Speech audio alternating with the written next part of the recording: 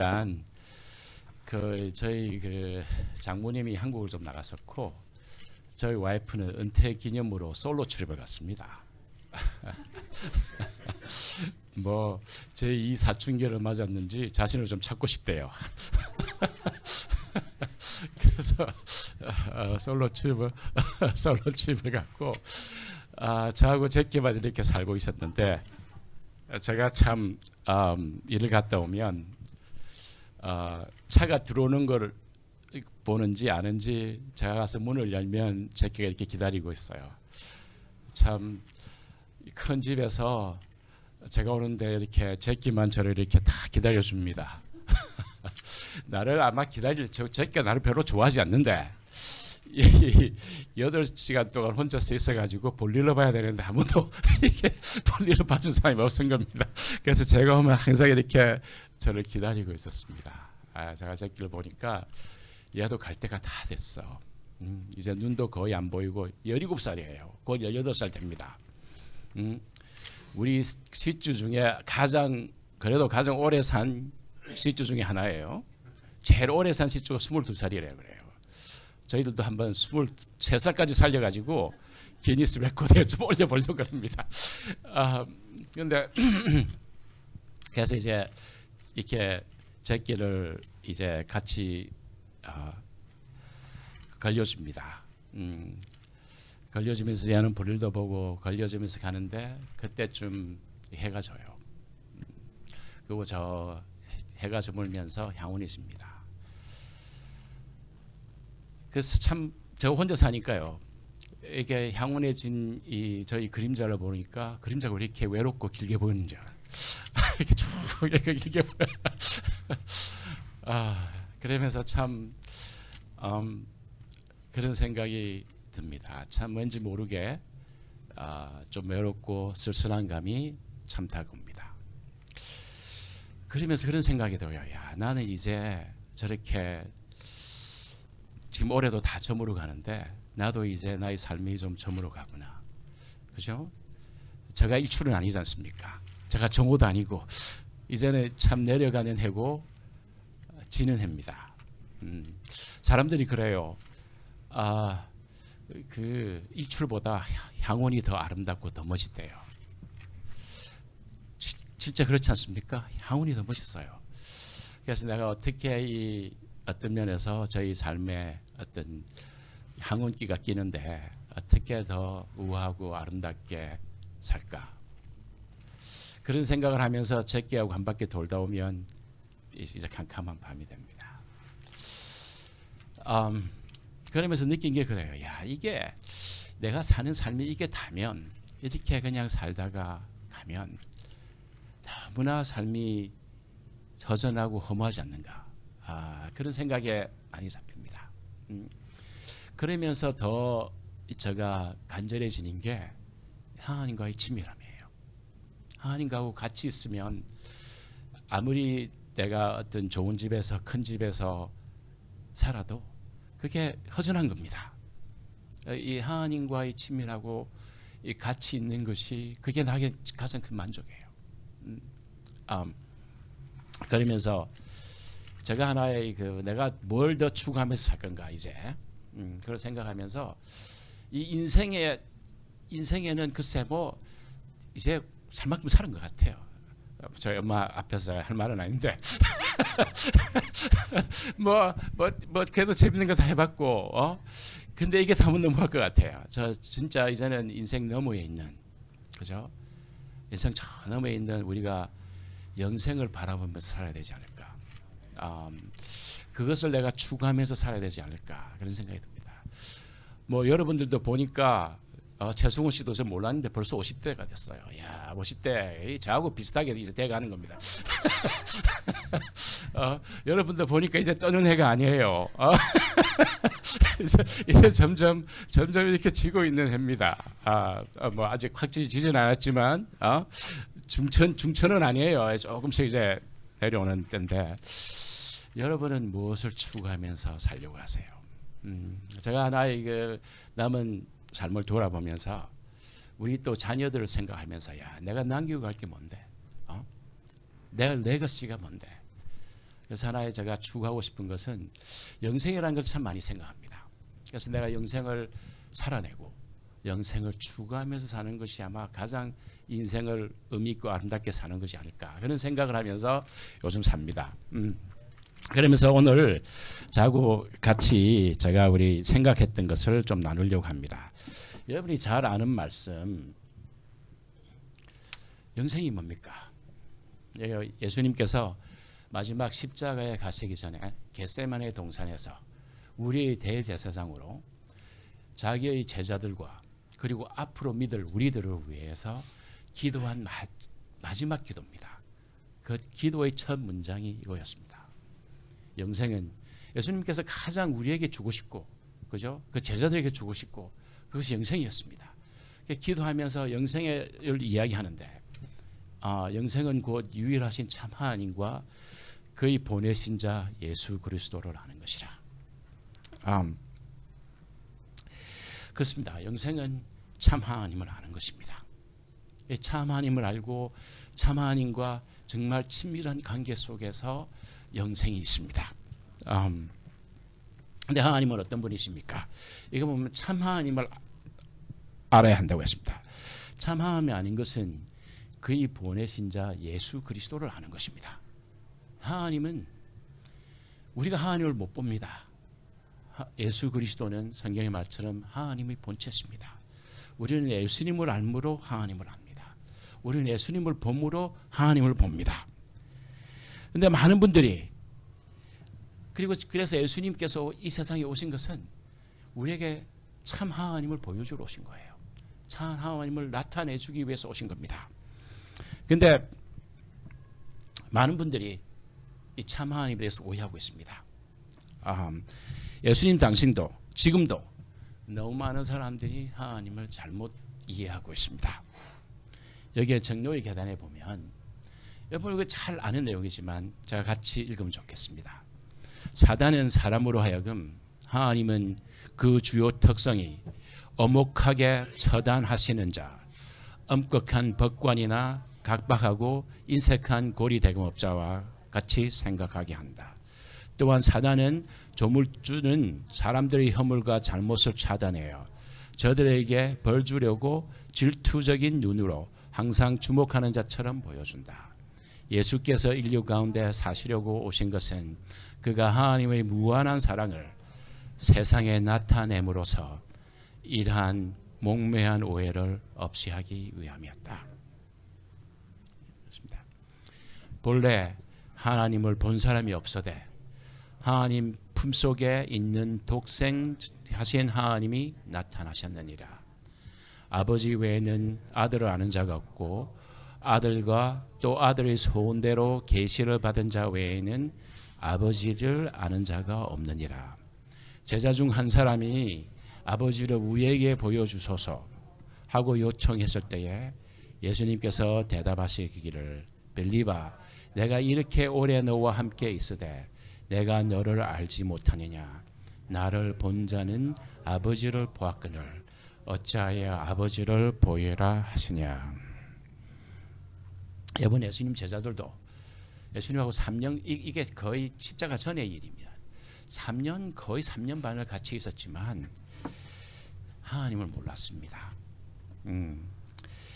그들이 생각하고 예수님께서 야 하나님이 나와 같으신 분이다. 여러 번 이야기했지만 나는 하나님을 진짜 내가 하나님을 알고 하나님의 뜻을 행하게 오고 갔고 나를 본 자는 하나님을 본 자라고 했지만 이 제자들이 이게 커넥트가 안 된 겁니다. 이게 다시 커넥트가 안 된 거예요.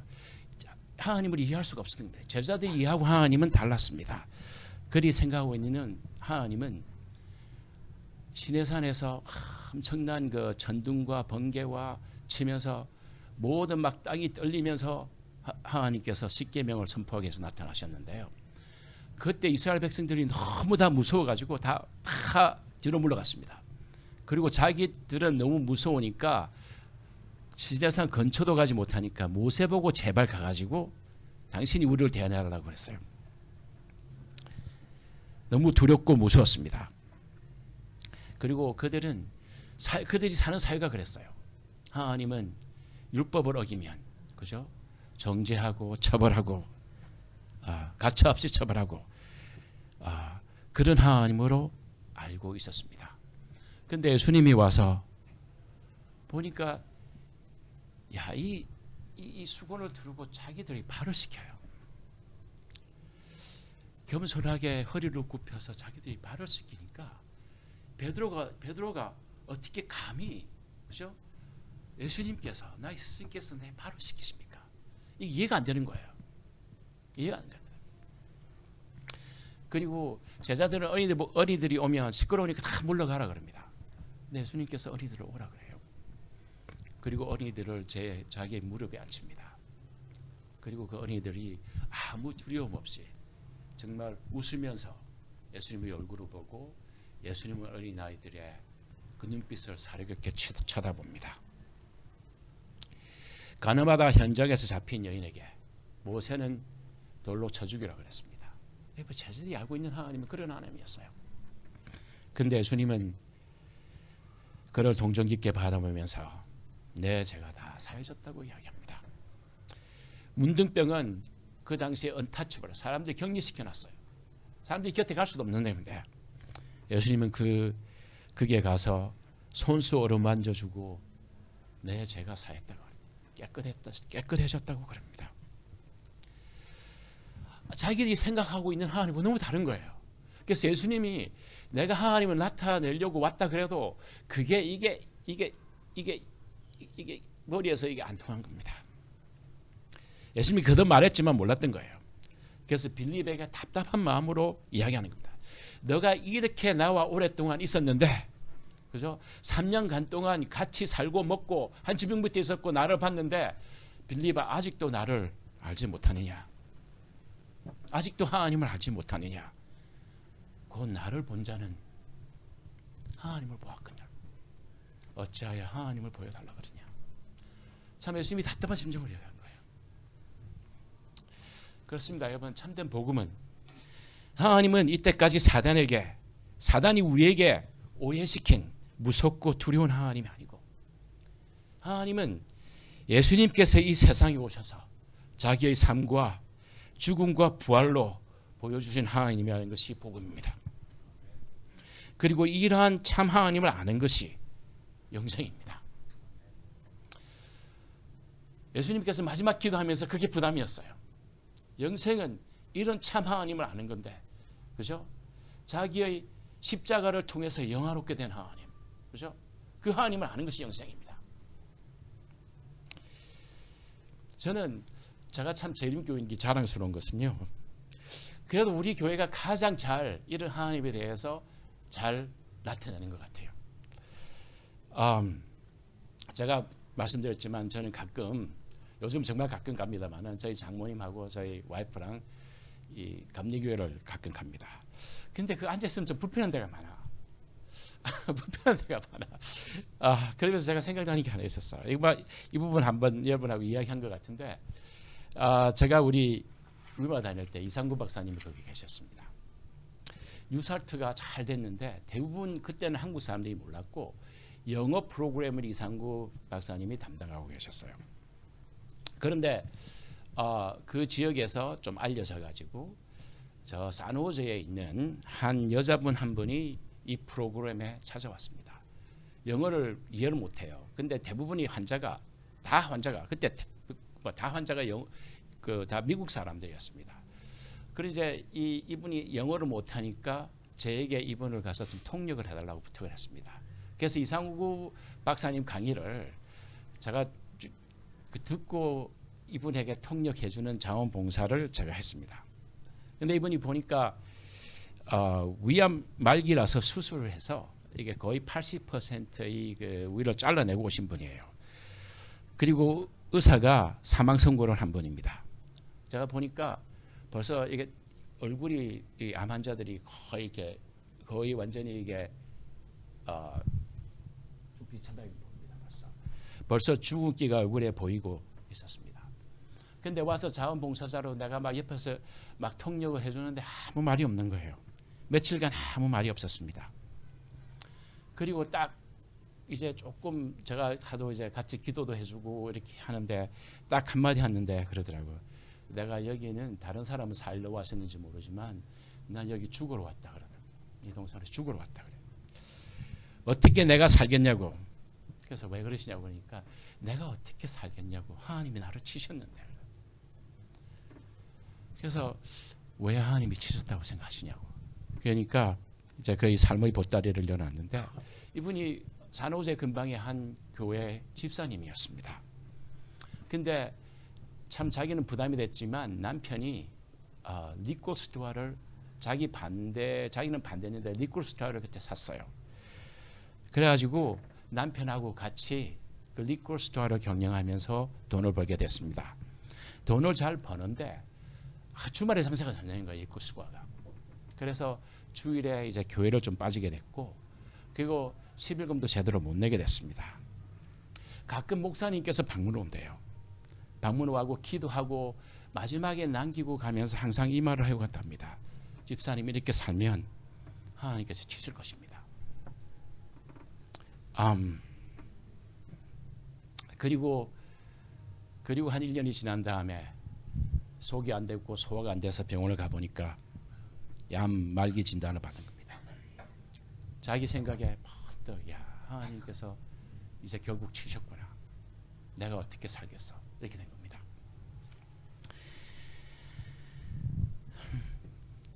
그래서 여기에 그냥 편안하게 죽고 싶어서 왔다는 거예요. 근데 이제 그 말을 하고 나서 이상구 박사님이 이제 암에 대해서 강의를 하는데 제가 강의를 이제 통역을 해주고 있었습니다. 근데 이제 이 암이 걸리는 이유가 우리 세포가 한마디로 미쳐서 그렇게 암이 된대요. 쉬운 말로 세포가 미쳐서 우리가 너무 방종해 살고 너무 스트레스 받고 살고 쉼 없이 너무 방종한 삶을 음식 절제도 안 하고 방종한 삶을 막 사니까 이게 우리가 그 암 세포가 되지 않도록 겹겹이 쌓여 있는 것들이 있는데 그 중에 tumor suppressant 진이라는 게 있었는데 암이 되려고 하는 것을 막는 진이에요.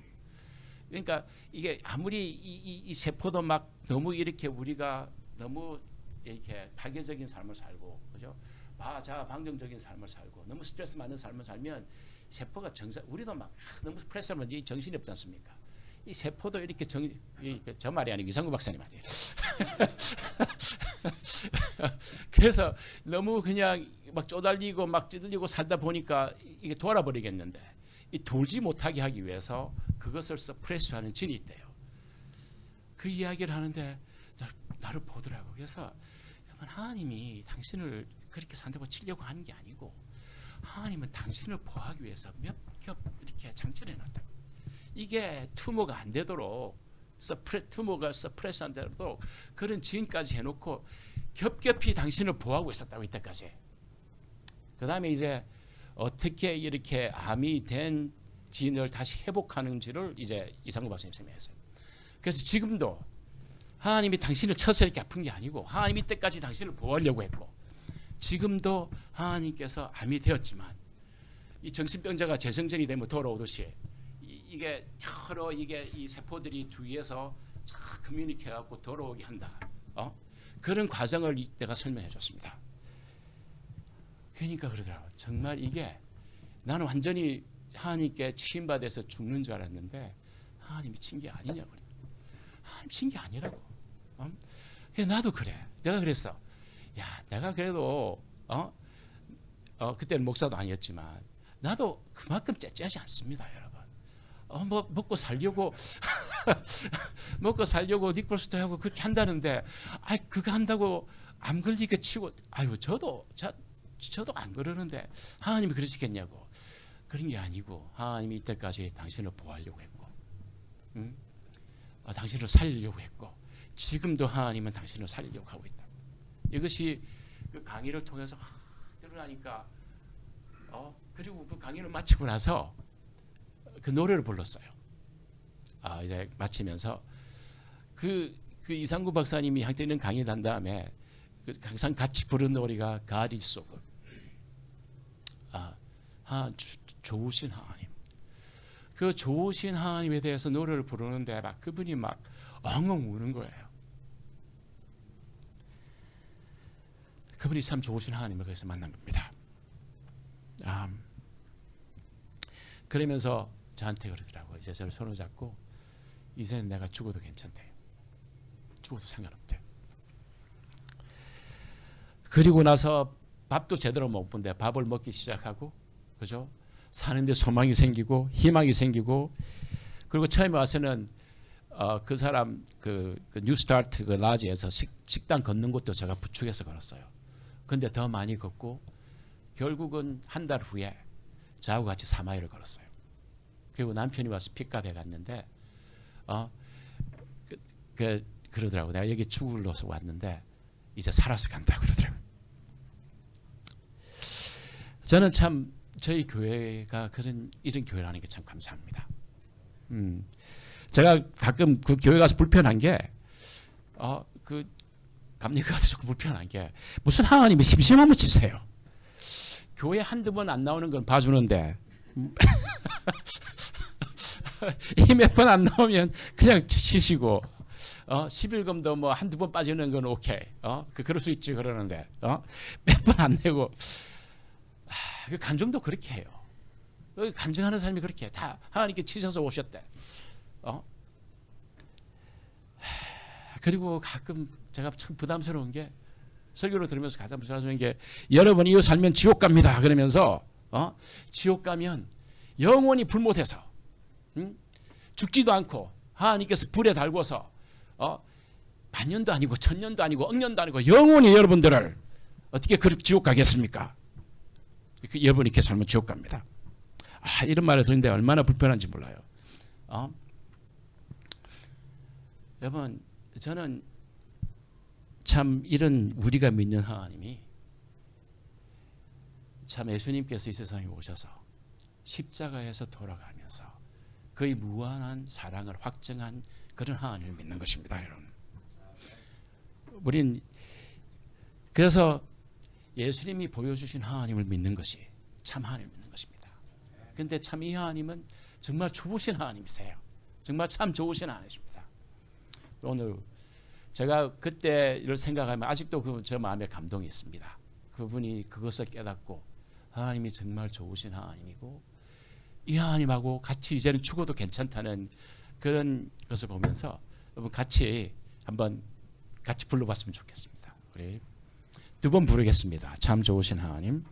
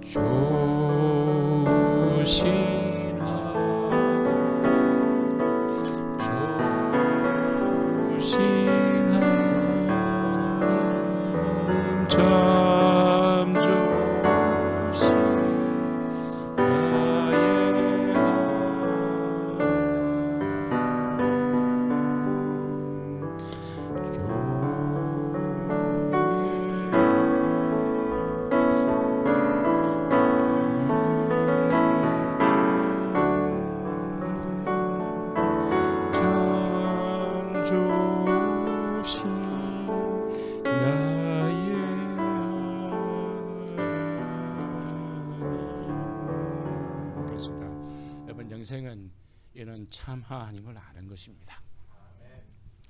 여러분 이제는 아는 것은 무엇입니까? 이제는 여러분 하나님에 관해서 아는 것이 아닙니다. 하나님을 지식적으로 아는 그 이상의 것입니다. 참 하나님을 안다는 것은 첫 번째 인격적으로 하나님을 안다는 것입니다.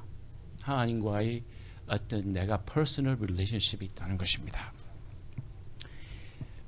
하나님을 안다는 것은 내가 그를 사랑하는 것입니다. 그를 사랑하고 그를 존경하고 내가 그를 찬양하고 싶고 그를 경외하고 싶은 것입니다. 그래서 하나님이 정말 나의 사랑과 존경과 예배와 찬양과 정거와 영광을 받기에 합당한 분인 것을 알고 찬양하는 것입니다. 이렇게 인격적으로 알고 사랑하고 존경하는 인격으로 아는 것이 하나님을 아는 것입니다. 그 다음에 하나님을 아는 것은 하나님 아는 것은 체험적으로 하나님을 아는 것입니다. 하나님은 우리가 그냥 들어서 설교로 들어서 아는 것이 또 중요하지만 인생을 살면서 아는 것입니다. 인생을 살면서 하나님 가운데서 나의 삶 속에 역사한 그 체험을 통해서 하나님을 아시는 겁니다. 여러분 다윗이 시편에 보면 많은 기록한 것처럼 다윗은 정말 험난하고 풍파 많은 삶을 겪었습니다. 때로는 죽음의 골짜기를 건넜습니다. 그가 죽음의 구렁텅이에서 하나님을 의지했더니 나를 구원한 하나님, 나를 성처럼 에워싸고 나를 보호하시는 하나님. 시편 23장에 나오는 목사의 시처럼 양이 목자를 알듯이 또 목자가 양을 알듯이 정말 하나님이 나의 인생에서 선한 목자로 나를 인도하고 있다는 것을 내가 인생 체험 속에서 아는 것입니다. 그래서 비록 나의 삶이 때로는 어렵고 힘들지만 나의 부족함을 다 채우신 하나님을 아는 것입니다. 그리고 내가 쓰러지고 힘들어서 눌러앉고 싶을 때 나를 실만한 물가로 인도하는 하나님. 때로는 내가 영적으로 메마르고 낭망할 때에 나의 영혼을 항상 소생시켜 주시는 하나님. 때로는 내가 사망의 임침한 골짜기를 다닐지라도 나와 함께하는 하나님. 그리고 때로는 나에게 후하게 상을 베푸시고 내 잔이 넘쳐나게 하는 하나님. 여러분 저희 삶에서 이렇게 넘쳐나는 하나님의 은혜를 경험하면서 하나님이 너무나 감사한 거예요. 하나님을 체험을 하는 겁니다. 제가 미국 와서 처음에 땡스기빙을 맞았습니다. 이맘때였어요. 이맘때에 벌써 거의 한 42년 전의 일인데요. 제가 그걸 기억해요. 왜냐하면 그때 저희 어머님이 있는 돈 다 털어서 저희 유학 보낸다고 보냈어요. 그래서 유학 보내면서 그러더라고요. 그때는 머리가 감했었어요. 그런데 그때 그래요. 내가 이 까만 머리를 다 풀었으라도 너 대주겠다. 김포공항에서 그렇게 하고 헤어졌습니다. 그리고 이제 미국 왔는데 땡스기빙이 됐는데 뭐 자기가 감사하는 사람에 대해서 선물 보내는 거를 했어요. 그 우리 학교의 행사로. 그래서 내가 제일 보니까 그래도 제가 제일 감사한 사람이 어머니야. 어머니께 뭐를 보내야 되겠는데 제가 지금 뭐를 보내는지 기억이 없어. 하여튼 뭐를 해서 송료까지 해서 그걸 보낸다고 했는데 그 위마에는 제가 기숙사에 살고 있었고 차도 없었고 그랬기 때문에 행정사무실이 있습니다. 어드미니스트레이션 빌딩이 있어요. 그 가서 이제 한국으로 서포를 붙여야 되는데 제가 우체국에 직접 갈 수 없으니까 많은 학생들이 인터내셔널 학생들이 많았습니다. 그래서 이제 거기에 가서 이제 소포를 주고 주소를 다 쓰고 주고 그러면 저울을 재서 이게 우편료가 얼마다 그러면 이제 그 돈을 내면 그 사람들이 대신 우체국까지 가서 그것을 다 해주는 그런 서비스가 있었어요. 그래서 제가 한 이맘때쯤에 땡스기빙 오기 전에 그 행사를 해서 감사한 사람에게 뭘 보내자는 행사에서 제가 그래도 제일 감사한 사람이 그때 어머니였습니다. 쪼매난 소포를 보냈는데 보내고 나서 이제 며칠이 지나니까 저희 그 우편함에 무슨 빌이 온 겁니다. 빌이 왔는데 3불 95전 빌이 온 거예요. 그게 그 빌이 왠가 보니까 그 제가 어머니 소포를 보냈는데 거기에서 저울을 조금 잘못 재가지고 우체국에 가니까 3불 95전을 더 냈다는 겁니다. 자기가. 그래서 그 돈 내라고 계속 그 통지서가 오는 겁니다. 근데 솔직히 제가 3불 90원을 낼 수 있는 돈이 없었습니다. 죄송하지만. 그때 돈 있는 거 다 뭐 기숙사에 살고 그러니까 사실 돈이 필요가 없었어요. 별로. 다 먹여주고 재워주고 하니까. 근데 이 비를 해결해야 되는데 진짜 돈이 1푼도 없는 거예요. 3불 95전이 없었습니다. 야, 그래갖고 이게 거의 3년마다 한 번씩 이렇게 통지서가 와요. 그래서 이거를 내가 한 번은 그래서 한 번 하나님께 기도했어. 하나님 이거 저 사정 잘 아시지 않습니까? 이거 어떻게 해결해야 되겠는데 하고 기도를 하고 눈을 뜨니까 그 앞에 이 유리병 안에 이 페니가 가득 들은 게 보였습니다. 그게 뭔가 하면 저희 같은 방원이었는데 걔는 이제 졸업하고 나가면서 이사 가면서 얘가 기숙사 청소를 했어요. 기숙사 백큐음하고 청소하면서 페니들을 1년간 주워 모은 거야. 그러니까 그 병에다가 가득 채우는 거야. 그러면서 저한테 그러더라고요. 야, 자기 이거 갖고 가고 그러니까 네 가져라 그러더라고요. 그래서 그게 제 돈이 된 겁니다. 그때야 그게 보이더라고요. 내가 돈이 없는 게 아니구나. 이게 이 유리통 안에 이렇게 많은 페니가 있는데 하고 세알려 보니까 401개였습니다. 395불 내가 낼 수 있는 거예요. 401개였어. 그래서 내가 유리병을 들고 나가다 보니까 이게 좀 창피한 거야. 이렇게 유리병을 들고 간다는 게. 그래서 제가 그 돈을 다 저희 주머니에 이렇게 막 채워서 여기도 여주머니에 넣고 해서 넣고 이제 그렇게 이제 그거를 처리하기 위해서 그 비리당 그 행정사무실로 가다가 발을 조금 잘못 디뎌 가지고 동전이 몇 개 흘렀어. 그래서 그 동전을 쓰려고 이렇게 하는데 와랑 흐르는 거야 더. 그래서 그 동전이 굴러갖고 막 차도까지 내려간 거야. 그래서 제가 그거 5개 없으신 분은 안 되는데 그래서 막 이렇게 하면서 하는데 막 차가 빵빵거리는 거야. 그래서 미안하다고 이거 펜이 주어야 되는데 그래서 막 이렇게 미안하다 그러고 차 막아놓고 제가 펜이 있는 거를 다 주워서 가지고 이제 글로 갔어요. 우리 위마 캠퍼스는 참 금요일 오후가 되면 그날이 예비일입니다. 그래서 그날 다 예배해야 돼. 그날 비즈니스는 다 그날 해야 돼.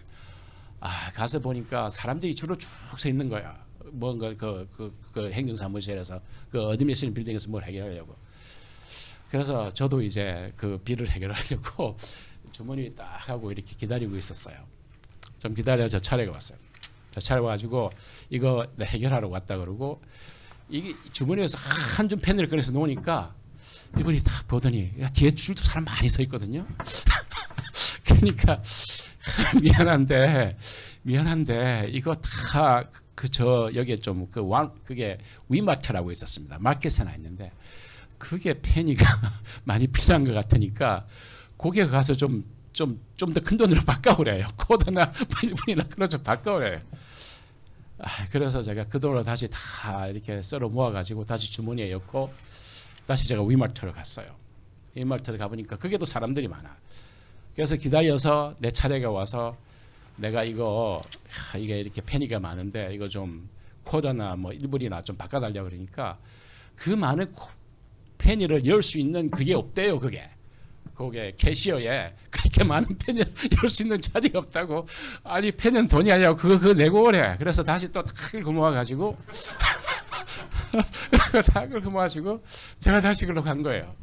또 줄을 서서 기다렸는데 다시 미안한데 그게는 이게 페니가 너무 많아가지고 못 받아주니까 이거 받아달라고. 페니는 돈이 아니냐고. 그러니까 알았다고. 그리고 이제 세알리는데 이 400개로 세알리려면요 이거 세알리기 힘들지 않습니까? 그래서 10개씩 딱 이렇게 넣어야 돼요. 10개씩 쫙 넣고 이걸 40개를 이렇게 맞춰야 합니다. 이렇게 맞추고 있는데 사람들이 비페이 하는데 걸리냐고 사람들서 다 와서 보는 거예요. 펜으로 쭉 갈리고 있는데 하여튼 그래서 결국은 그렇게 다 세워주고 이게 1불 100개가 1불입니다. 100개 1불 2불 3불 그리고 딱 그 95개 딱 되고 하나 딱 남더라고요. 그때 아마 제가 3개를 잊어버린 것 같아요. 하나 딱 남았어요. 그래서 그 마지막 펜이 하나 남은 것을 쥐고 제가 사람들이 보는데 그것을 뛰쳐나왔어요. 여러분 제가 그때 20살이었습니다. 딱 20살이었어. 그때 뛰어나오면서 뭐 쪽팔리기도 하고 하여튼 막 뛰어나면서 달려간 곳이 제가 항상 아침에 가서 기도하던 곳이었습니다. 근데 막 기도를 하는데 나도 모르게 막 눈물이 나는 거예요. 이 돌아가신 아버지도 생각이 나고 제가 그래도 아버님 돌아가시 전에는 그런 대로 잘 살았는데 돌아가서 힘들었어요. 그래서 막 나름대로 서러움도 있고 엄마 생각도 나고 그래서 그 펜을 이렇게 쥐고 이게 눈물이 걸썽이면서 이거를 보는데 제가 그때 처음 봤어요. 미국에 그 돈에 그 말이 있는지 처음 봤어요. 그게 보면 In God We Trust라고 되어 있습니다. 그러니까 마지막 제가 가진 한 펜이에 In God We Trust라는 말이 다 보이더라고요.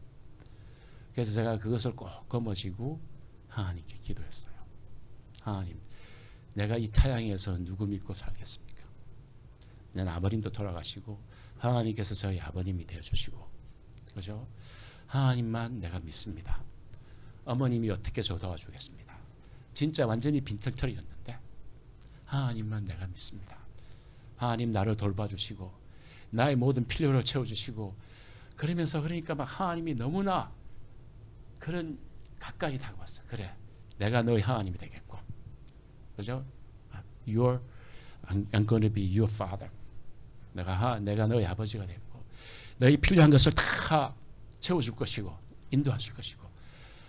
그러면서 제가 참 엄청난 용기를 입고 그 기도하고 그 자리에서 일어선 기억이 있습니다. 여러분, 하나님은 이렇게 우리가 인생을 살면서 때로는 궁피가 어렵지만 우리의 이런 필요를 채워주시는 하나님의 섭리 가운데서 우리가 하나님을 체험적으로 알게 되는 것입니다. 이게 다 시편들이 다 그래요. 그 시편에 나온 것이 하나님을 체험적으로 경험한 사람들의 이야기들이에요. 이 시편 23편을 한 번은 유명한 성우가 와서 유창하게 읊었다고 합니다. 많은 사람들이 감탄했어요. 그리고 막 박수갈채를 보냈습니다. 그리고 나서 평생을 목회한 한 목사님이 와서 시편 23편을 읽었습니다. 뭐 유창하지도 않았고 낮은 목소리로 잔잔하게 읽었어요. 그런데 많은 사람들에게 깊은 감동과 듣는 사람들에게 눈물이 있었습니다. 여러분, 성우는 멋있고 유창하게 읽어서 사람들을 감탄하겠지만 사람들에게 감동을 줄 수가 없었습니다. 그렇지만 목사님은 목소리도 유창하지도 않았고 겸손하게 잔잔하게 읽었지만 그 시가 그의 삶에서 묻어나왔던 것입니다. 목사님이 삶을 살면서 체험한 시기 때문에 그래요. 여러분 삶도 하나님이 여러분의 목자세요. 선한 목자세요. 그리고 하나님이 여러분을 인도하십니다. 여러분에게 정말 어려울 때, 그죠? 여러분이 쉬고 싶을 때, 너무 지칠 때 실만한 물가로 인도하시고, 사망의 임침한 골짜기를 얻고 들어올 때 나를 위안하시고 힘주시고, 그리고 우리 모든 필요한 것을 채워주시고, 그리고 때로는 우리 인생의 잔이 넘치도록 하나님께서 은혜를 베푸시고, 그리고 마지막으로 여러분, 하나님은 우리가 친밀하게 알아야 되는 것입니다. 친밀하게 안다는 마음은 서로 마음을 안다는 것이에요. 그죠? 서로 마음을 아는 거예요. 하나님과 서로 마음이 통한다는 것입니다. 하나님의 뜻을 안다는 거예요. 서로 마음이 합한 것입니다. 하나님이 다윗을 보고 나의 친구라 그럽니다.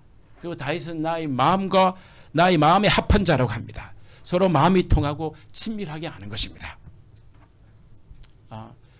제가 내가 아침에 I come to the garden 그 노래를 부르면서 느끼는 게, 그런 사람들이 왜 그 찬송가를 부르면서 그렇게 감동이 있는가 하면 그 사람 그걸 알기 때문에 그래요.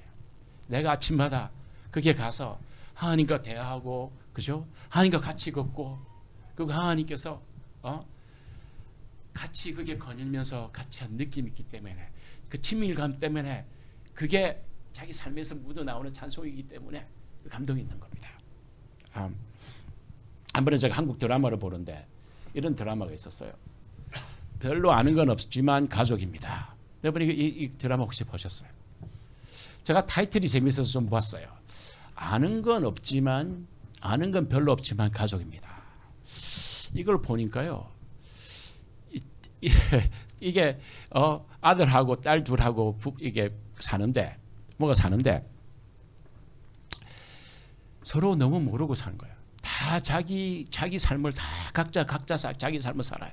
아버지는 아버지대로 살고, 엄마는 엄마대로 살고, 아들은 아들대로 살고, 딸들은 딸들대로 살고, 다 자기 삶을 살고, 그 집에 들어와도, 때로는 우리 집도 좀 그렇습니다. 집에 들어와도 마주보고 이야기하지 않고 서로 텍스하고 있어요. 텍스 보내고, 다 자기 나름대로 세계가 있는 거예요.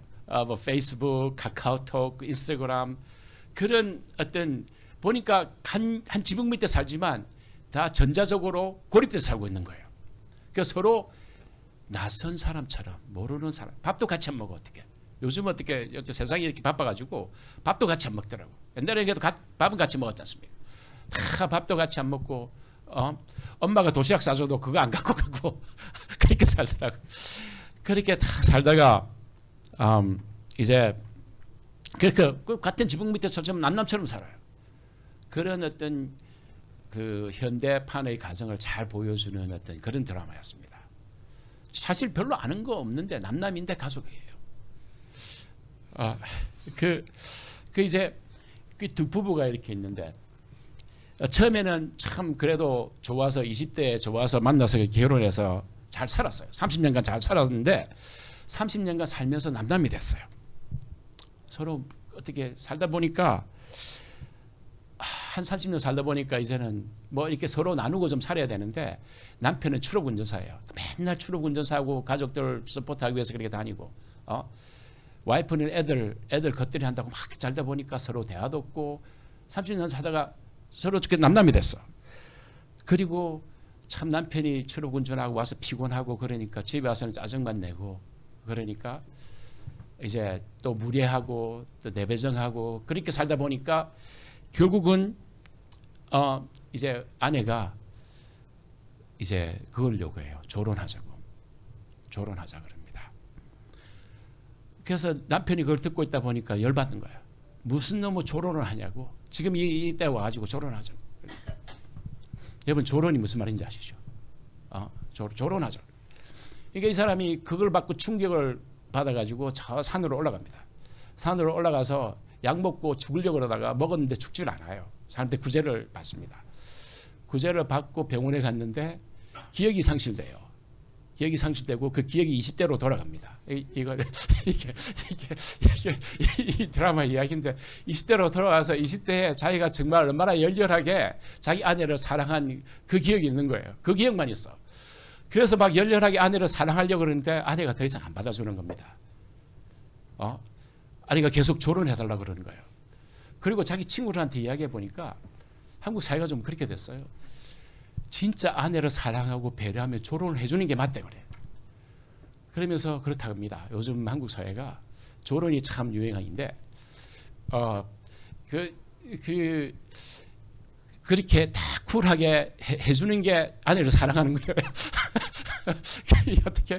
어떻게 그래서 야 그렇게 하라 그래. 친구가 이 남자한테 이제 충고를 해주는데 그제 너 정말 나하고 30년간 산다고 너무 고생 많았고 너무 수고했어.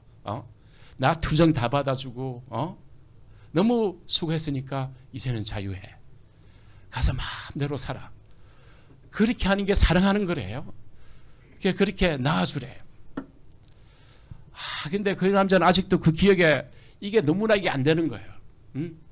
그래서 그렇게 이제 놔주기로 결정하고 자기 정말 내가 너무 매정했지 하고 말을 하는데 이제 자기가 정말 매정한 생각, 와이프한테 무례하고 화내고 집어던지고 한 그런 생각이 다 나는 거예요.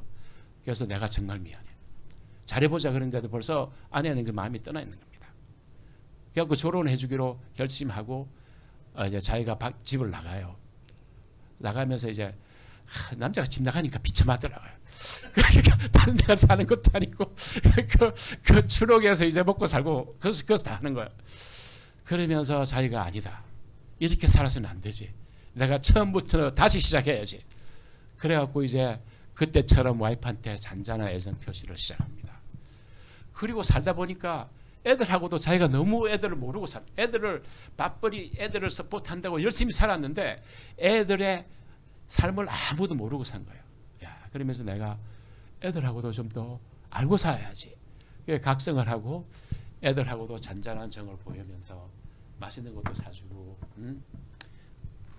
와이프하고도 이제 데이트 신청도 하고 서로 이제 30년 산 다음에 벽이 쌓일 대로 다 쌓인 다음에 그 다음에 이제 새로 서로 알아가는 과정을 이제 시작하는 그 드라마가 이 드라마예요. 내가 그걸 보면서 참 요즘 한국 현대인의 세상에 참 어떤 면에서 참 잘 맞는 이야기예요. 많은 사람들이 그렇게 살고 있어요. 제가 한 통계해 보니까 부부끼리라도 이렇게 정말 친밀감을 이루는 부부는 10%도 안 된다고 합니다. 90%는 그냥 룸메이트처럼 그렇게 살고 있는 거예요. 그리고 또 살다 보니까 서로가 만만하니까 서로에게 마음 상처 입히고, 그죠? 그런 게 많습니다. 그러니까 참 상처로 굳어지고 담 쌓고 그렇게 맙니다. 제가 우리 60대들하고 가끔 올리면 하는 말이 있어요. 60대는 왜 아내하고 같이 사나요? 결혼하지 않고 왜 아내하고 같이 사는가 하면 어떤 정을 갖고 사는가 하면 전우애를 갖고 산다 그럽니다. 전우애를 갖고. 그러니까 제가 그 말에 좀 동의합니다. 이 서로 참 이 30년간 살면서 얼마나 서로 고생했어, 솔직히. 애들 키운다고 얼마나 고생했어요. 아무것도 아닌 것 같고 얼마나 많이 같이 싸웠습니까? 솔직히 지나가 보면 아무것도 아닌데 그 갖고 그렇게 많이 싸웠어. 그리고 직장에서 스트레스 받을 때 교회 와서 집에 와서 스트레스 풀고, 때로는 교회에서도 제가 그래요. 교회에서 받는 스트레스 와이프한테 다 푸는 거예요. 그리고 복잡한 인간관계 속에서 서로 마음고생하고, 그러면서 서로 멍도 많이 들고 상처도 많이 받고 삶을 싸우면서 같이 전우가 된 거예요. 그래서 한 30년 살고 나니까 참 전우에도 많이 쌓였어요. 그게 이제 60대고 70대는 전우에도 필요하고, 70대는 이제 뭐 그렇게 살다가 70대는 인간애로 산대요. 같이 불쌍해서 같이 살아주는 거래요. 70대는. 그 말도 좀 맞는 것 같아. 제가 보니까 야, 우리 와이프가 나를 보면 나 정말 비참하게 될 것 같고, 와이프도 나 떠나면 비참하게 될 것 같고, 이 인간애로 산다 그래. 그래서 저희 와이프도 제가 좀 두터운 전우애도 있고 인간애도 있으니까 제가 이제는 좀 친애를 좀 하려고 그래요. 정말 친밀한 애정을 좀 저도 이제 여기 있는 남편처럼 이 친밀한 관계를 좀 와이프하고도 내가 해야 되겠구나. 제가 그 와이프가 솔로 취업하면서 내가 자기가 이렇게 떠나 있는 동안 내보고 느낀 게 뭐냐. 그래서 제가 처음에는 야, 이거 뭐 좀 불공평한 것 같아. 나는 열심히 돈 버는데 자기는 뭐 제2 사춘기를 맞아 자아를 찾는다고 한 달이나 그렇게 혼자 가고. 처음에는 내가 이게 참 은폐하다고 생각했는데 내가 가만히 생각해 보니까 나도 좀 자아를 돌아봐야 돼. 보면서 야, 와이프가 왜 나하고 여행하면 더 참 좋아하는데 왜 내 없이 여행하는 게 그렇게 좋을까? 그런 걸 제가 생각해 봤어요. 생각해 보니까 참 나도 이렇게 불편한 데가 좀 있는 것 같아. 혼자 있는 게 더 자유롭고 더 편하다. 그 문제 있는 거 아니에요? 그 문제 있는 거 아닙니까? 여러분 40년간 살면서 더 친근해지고, 그죠? 더 친밀해지고, 더 가까워지고, 더 사랑스러워지는데 왜 더 멀어지고, 그죠? 왜 더 남남이 되고, 왜 더 벽을 쌓습니까? 이 친밀함이 무너졌습니다.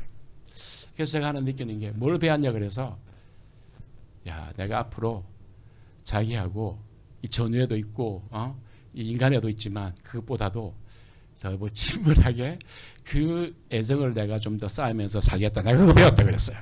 그러니까 잘 배웠다 그러더라고요. 잘 배웠다. 그래서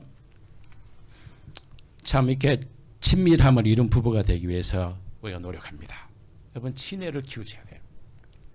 그래서 내 마음에 있는 말, 있는 생각, 내가 가진 소망, 내가 가진 고민, 번민 다 나눌 수 있는, 그래서 서로 마음이 통하고 서로 마음을 알아주는 그런 친밀감을 이루면서 살아야 합니다.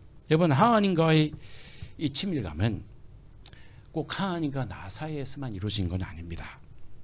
왜냐하면 하나님은 나의 하나님이기도 하지만 하나님은 우리의 하나님입니다. 하나님은 우리 가운데 임재하십니다. 그래서 우리가 하나님의 사랑을, 하나님을 알고 하나님의 사랑을 경험하는 대부분은 인간관계에서 일어납니다. 그래서 요한일서에서는 이렇게 이야기하고 있습니다. 우리 같이 읽겠습니다. 요한일서 4장 12절. 어느 때나 하나님을 본 사람이 없어되 만일 우리가 서로 사랑하면 하나님이 우리 안에 거하시고 그의 사랑이 우리 안에 온전히 이루어졌습니다. 그렇습니다, 여러분. 하나님의 사랑은 우리가 사랑을 나눌 때 있는 겁니다. 이 서로의 친밀한 관계 속에서 하나님이 거하시는 것입니다. 여러분 참 때로는 사랑이란 말이 조금 변질됐어요 요즘. 그래서 사랑의 말을 친밀감으로 바꾸면 더 좋을 것 같아. 그래서 이 진정한 의미를 더 느낄 수 있을 것 같아. 우리가 서로 진짜 친밀하게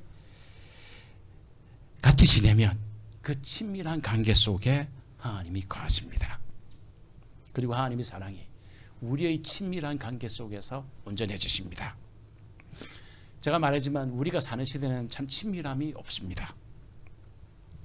가족들끼리도, 그죠? 때로는 교인들끼리도. 그 제목이 그 뭐 아는 건 없는데 우리는 가족입니다. 그 말이 비슷한 것 같아요. 아는 건 서로 아는 건 없는데 같은 교인입니다. 그래서 그 비슷한 것 같아요. 이 우리가 사는 이 관계가 너무 얄팍하고 피상적이 됐어요. 그러면서 제가 6대를 맞으면서 생각한 게 하나 각오한 게 앞으로 내가 이런 친밀감을 좀 더 추구해야 되겠다. 내가 가장 가까이 지내야 할 아내, 그리고 나의 세 딸, 그리고 우리 세 딸과 앞으로 사위, 그리고 장례 사위감, 두 형제, 엄마, 장모님, 나의 삶에 가장 가까이 있는 사람들하고 정말 친밀해져야 되겠다. 그래서 우리 삶에서 가장 우리가 뿌듯한 의미와 만족을 주는 것이 가장 가까워할 사람들과 가까워지는 것입니다, 여러분. 친밀해지는 것입니다. 그게 없으면 아무리 나가서 해도 외로운 거예요. 그래서 더 가까워지기 위해서는 내가 먼저 더 가까이 다가가야 되겠다 하는 것이 저희입니다. 그래서 제가 하나 고민 중에 하나가 우리 저 첫 사위도 그렇고 둘째 사위도 제가 이제 만나봤거든요. 사위 될 사람도 만나봤어요. 셋째 사위도 이렇게 만나봤는데 만날 때 뭐 같이 밥 먹고 뭐 서로 인사하고 그게 다야. 뭐 조금 그렇게 이렇게 뭐 다정다감한 사이는 아니지 않습니까? 사이하고 뭐 그래 뭐 밥만 먹고 인사하고 선물 가끔 주고받고 그러다가 그냥 헤어지고 그렇게만 하니까 이게 너무 관계가 서먹서먹해요. 우리 딸하고도 친밀감을 이루고 걔하고 친밀감을 해서 내가 뭔가 의도적으로 뭔가를 해야 되나 싶어서 뭘 할까 하고 생각하다가 제가 버킷리스트를 쭉 만들었어요. 그 중에 하나의 버킷리스트가 특별히 막내 우리 사이 될 만한 사람이 자전거를 잘 탄다 그래요. 자전거도 잘 타고 운동도 하고 그래서 제가 한번 제안했습니다. 야, 나하고 같이 우리 영원이하고 같이 세 명에서 우리 트라이애슬론 같이 하자. 그러니까 처음에는 처음에는 내가 그렇게 이야기하니까 뭘 어떻게 받아들일지 모르다가 내가 여러 번 이야기했어. 내가 이렇게 하면 우리 딸 그 뭡니까 책값도 내가 다 대주고 학비도 입을 거 내가 대주고 자전거도 사줄 거고 그러니까 가겠대. 그래서 이렇게 같이 했어요. 같이 했는데 트라이애슬론을 25마일 트라이애슬론 앞으로 우리 막내 사이 될 감인데 같이 했는데 같이 하면서 같이 하는 게 중요한 게 아니고 같이 훈련하는 게 중요한 겁니다. 그래서 같이 모여서 같이 수영하고 같이 뛰고 같이 자전거 타고 그래서 내가 훈련을 많이 하면 말할수록 좋으니까 그죠? 그래서 대여섯 번을 같이 그렇게 훈련을 하고 이제 마지막 경기에 나갔습니다. 뭐 경기에 나가서 이기고 지고 그게 문제가 아니고 걔들하고 내가 판다고 싶은 거야. 그래서 이제 딸하고 같이 갔는데 우리 수영장에서만 수영하는 걸 연습했는데 그 레이크 가서 그날 막 바람도 불고 그러는데 레이크 가서 이제 거의 1km로 가야 되는데 딸이 수영을 근데 하는데 하다가 너무 힘들고 못하겠다 그러면서 내 딸 옆에 이게 내가 혹시라도 위험하면 갈까봐 제가 따라가고 싶는데 그 사위는 수영을 잘 못해요. 그래갖고 자기만 막 한다고 가버리고 딸은 이렇게 혼자서 이렇게 막 힘드니까 이렇게 좀 그래서 내가 힘들면 이렇게 뒤에 이렇게 누워서 쉬다가 따로 이게 쉬는데 물결이 있어서 막 물이 입으로 들어가고 그런 겁니다. 이제 그런 것을 수영장에서 경험을 못한 거예요. 그래갖고 자기가 간두겠대. 헬프 그러니까 근우가 이렇게 왔습니다. 그러니까 근우를 잡고 내보고 못하겠대요. 그래서 내가 you can do this. 내가 어릴 때 내가 너를 피기백하고 수영장에서 내가 몇 킬로를 피기백하고 수영했는데 내가 피기백 하라고 여기에 두 손 딱 올리고 그래서 제가 딸을 피기백 딱 시키고 제가 500m를 거의 피기백으로 해서 제가 수영을 했습니다. 그리고 자기가 조금 쉬면 옆에서 수영하고 또 피기백하고 또 수영하고 딸이 그러더라고. 자기가 그 결코 못 잊을 그런 경험을 한 거예요. 그리고 이제 마지막으로 자전거 타고 이제 같이 거의 3마일을 뛰는데 나 뛰는 게 제일 힘들어요. 뛰는데 마지막 100m를 남겨놓고 얘 둘이 저보다 더 잘 뛰니까 조금 천천히 뛰고 저희 페이스를 맞춰주더라고. 딱 100m 남았는데 얘가 우리 사이다라가 대시하재 100m를 마지막을 대시하재요. 확 질주로 뛰어져요. 나는 지금 막 뛰고 나서 죽겠는데 그래서 오케이 하고 대시를 했어요. 대시를 100m 막 뛰고 100m를 내 페이스에 맞게 뛰어야 되는데 마지막 100m 대시하는데 진짜 숨 넘어가는 거예요. 지금 꼭가게에서 넘어가지 않는데 피니시 라인을 그렇게 같이 했어요. 그리고 거의 쓰러졌어. 숨이 가빠가지고 그리고 한바탕 웃고 그리고 이게 사진 찍은 겁니다. 이렇게 하면서 제가 참 감사한 게 아직도 젊고 그죠? 그리고 아직도 우리 딸 아이 사이 될 사람하고 이렇게 할 수 있는 그런 건강이 있어서 감사하고 더 감사한 것은 이렇게 하니까 정말 가까워졌어요. 되게 가까워졌어요. 그래서 제가 앞으로 저 와이프하고 버킷리스트를 많이 만들었는데 여러분도 한 60대면 이제 버킷리스트를 좀 진지하게 만드셔야 돼. 근데 그거 다 많이 삭제하고 저희 우선순위가 좀 바뀌었어. 앞으로 우리 형님하고 뭘 같이 해서 친밀하게 지낼 건가? 우리 엄마하고 뭘 같이 해서 친밀하게 지낼 건가? 그런 것을 생각하면서 친밀감을 유지하기 위해서 제가 그렇게 하고 있습니다. 여러분 구약에 영생이라는 개념과 말이 구체적으로 나오지 않습니다. 딱 한 곳에 영생이라는 말이 언급되는데 그 말이 여러분이 잘 아는 시편에 있는 말씀인데 우리 같이 읽어보겠습니다. 형제가 연합하여 동감이 어찌 그리 선하고 아름다운고 머리에 보배로운 기름이 수염 곧 아론의 수염에 흘러서 그 옷깃까지 내림 같도다. 헐모노 이슬이 시온의 산들에 내린 같도다. 거기에서 여호와께서 복을 명하셨나니 곧 영생이로다. 그렇습니다, 여러분. 영생이 어디 있습니까? 형제들이 아름답게 동거하는 데 있는 거예요. 정말 선하고 아름답게 연합하여 동거하는 데 있는 것입니다. 그래서 저는 그렇게 제가 가까워야 할 가족들하고 가까워지고 그리고 우리 신앙 공동체 같은 신앙을 추구하는 여러분 이제 저희 신앙 공동체입니다. 그죠? 우리가 참 안식일마다 한번 만나서 이러는데 제가 앞으로 추구하고 싶은 것은 여러분들하고도 사도 바울이 말한 것처럼 복음만 나누는 것이 아니고 삶을 같이 나누면서 같이 친밀해지는 거예요. 그리고 같이 동고동락하는 것입니다. 삶을 같이 나누면서 사는 거예요. 그것도 아름답게 같이 연합해서 그렇게 사는 겁니다. 거기에 하나님께서 명하셨는데 영생을 명하셨습니다. 그게 영생이에요. 영생은 하나님의 약속이고 우리를 위한 미래의 소망입니다. 여기에 보면 제가 같이 쭉 읽었으면 좋겠습니다. 하나님께서 우리에게 영생을 약속했고 그것이 우리가 바라는 궁극적인 소망입니다. 로마서 2장 6절에 이렇게 나왔습니다. 같이 읽겠습니다. 하나님께서 각 사람에게 그 응한 대로 보응하시고도 참고 선을 행하여 영광과 존귀와 썩지 아니함을 구하는 자에게는 영생으로 하시고 하나님께서 앞으로 우리에게 영생을 주실 것입니다. 그리고 디도서 1장 2절에 보면 영생은 거짓이 없으신 하나님이 영원한 때 전부터 약속하신 거예요. 하나님은 우리하고 같이 영원토록 같이 살기를 원하십니다. 그렇죠? 영원 전부터 우리에게 약속하신 거예요. 그 다음에 디도서 3장 7절은 우리로 저희 은혜를 힘입어 의롭다 하심을 얻어 영생의 소망을 따라 후사가 되게 하려 했습니다. 여러분 우리 하나님의 은혜로 우리가 구원받고 우리가 하나님의 은혜로 하나님과 바로 됨 받고 의로워져서 영생을 소망하는 후사가 된 것입니다.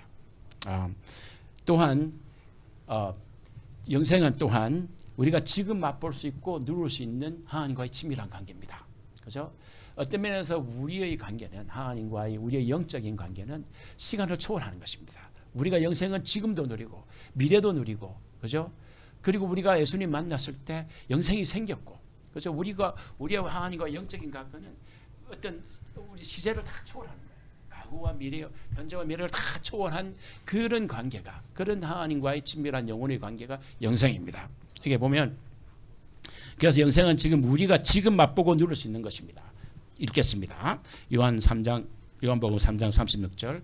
아들을 믿는 자는 영생이 있고, 그다음에 내가 진실로 너희에게 이르노니 내 말을 듣고 또 나를 보내신 이를 믿는 자는 영생을 얻고 심판에 이르지 아니하나니 사망에서 생명으로 옮겼느니라. 벌써 우리 몸은 죽을 수밖에 없는 삶을 살지만 우리의 영적인 생명은 벌써 사망에서 생명으로 옮긴 것입니다. 벌써 우리에게 영생이 있는 것입니다. 그 다음에 요한 6장 47절. 진실로 너희에게 이르노니 믿는 자는 영생을 가졌나니. 그렇습니다. 믿는 자는 영생을 가졌나니. 54절. 내 살을 먹고 내 피를 마시는 자는 영생을 가졌고. 그렇습니다. 영생은 과거 및 현재 미래 시제를 초월합니다. 영생을 어디에 있는가 하면 내 살을 먹고 내 피를 마시는 것은 예수님과의 정말 한 몸이 되는 정말 친밀한 관계를 이야기하는 거예요. 그죠? 우리가 예수님이 하나님 안에 거한 것처럼 우리가 예수님 안에 거하는 것, 그런 친밀한 관계 속에서 영생이 있는 것이, 그게 생명이 있는 것이에요.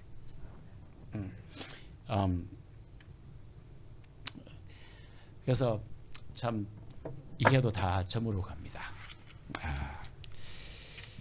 저희 삶도 점으로 갑니다. 어떤 면에서. 그리고 정말 이 인생이 다면, 참 너무 허미하고 참 공허한 그런 게 인생입니다. 그래서 제가 참 요즘 새롭게 또 다짐하는 것은, 또 저와 여러분들이 가장 뜻있게 살고 추구해야 할 것은 영생을 살며 추구하는 것입니다. 그 영생은 예수님이 제자들과 우리를 위해 마지막으로 기도한 것처럼 참 하나님을 아는 것입니다. 예수님께서 이 세상에 오셔서 보여준 참 하나님, 십자가에서 그 무한한 사랑으로 확정하신 그 하나님의 사랑을 아는 것입니다. 그리고 그의 삶과 십자가와 죽음과 부활로 나타난 영화롭게 된 참 하나님을 아시는 겁니다. 그 하나님을 인격적으로 알고 내 삶 속에서 체험적으로 알고, 그리고 정말 친밀하게 아는 것입니다. 그래서 하나님과 마음이 통하는 것입니다. 하나님이 누가 어떤 목사님이 이거 하라 마라 그럴 필요가 없어요. 우리가 하나님의 뜻을 알고 하나님의 그 마음을 느끼고 그렇게 살면 되는 거예요. 하나님이 아파하는 것에 같이 아파하고, 하나님이 기뻐하는 것에 같이 기뻐하고, 그리고 그러한 기쁨과 아픔을, 그리고 하나님의 사랑과 은혜를 같이 나누면서 살아가는 거예요. 같이 동고동락하면서 사는 거예요. 우리 신앙 공동체에서 나누는 것입니다. 그래서 우리가 때로는 참 살아가기가 버겁한 이 세상에서 서로 용기를 주면서 서로 하나님의 사랑과 은혜와 믿음으로 나누면서 승리하고 사는 것입니다. 복음과 삶을 같이 친밀하게 나누면서 동고동락하는 것입니다. 여러분, 이것이 영생입니다. 이 영생은 지금 살 수 있고 또 우리가 추구해야 할 것입니다. 그래서 우리 모두가 이 세상 살면서 영생을, 하나님께서 주신 영생을 살아내고 또 그 영생을 살며 누리며 또 후에 영생 복락을 누리는 우리 모두가 되기를 이 시간에 축원합니다.